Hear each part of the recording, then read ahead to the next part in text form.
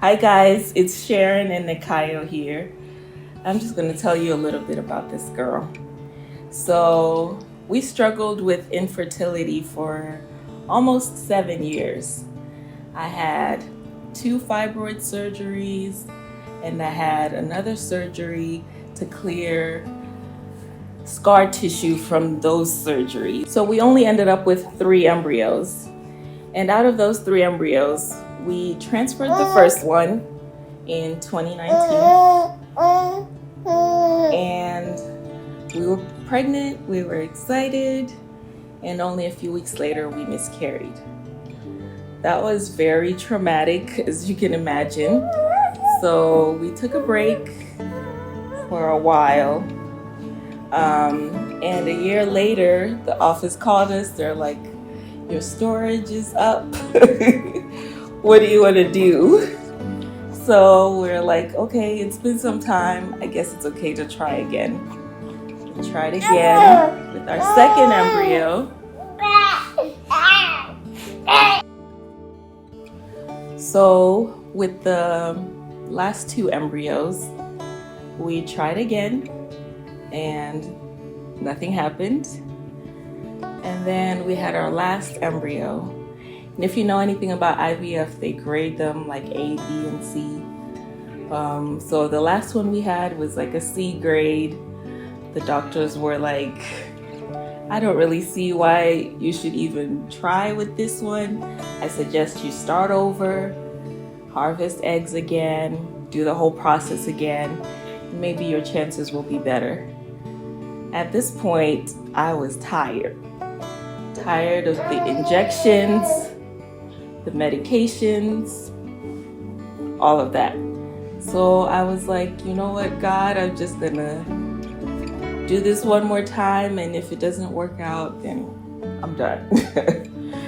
Lo and behold, we did the transfer and it seemed to be going well. We got a positive pregnancy test. No one could believe it.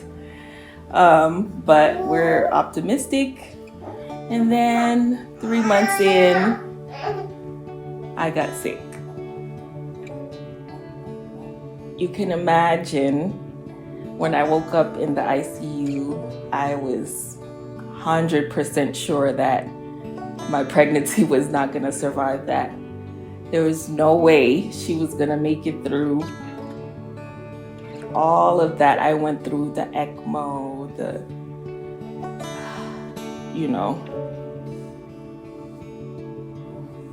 pause.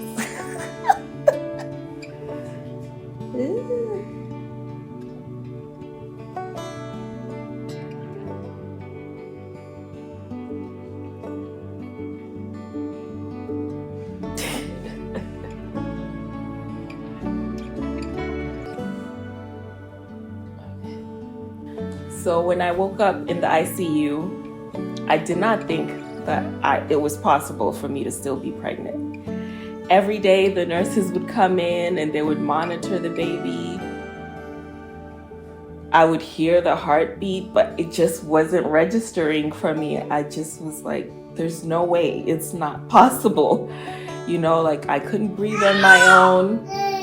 There were a lot of machines attached to me, like I couldn't move, but it still wasn't registering to me. Like, girl, you're still pregnant. And it just, how is it possible? Like, COVID literally almost took me out. So how is it possible that this little tiny baby survived all of that? Weeks later, I think when it finally clicked was when my mother-in-law brought a little pair of shoes for the baby, and the nurses hung them up with the ultrasound on the wall. And I was like, oh my goodness, I'm still pregnant. And every day they would remind me, girl, you gotta keep fighting. You have a baby that's waiting for you. You gotta keep going. So 4 months later, she came on April 8th.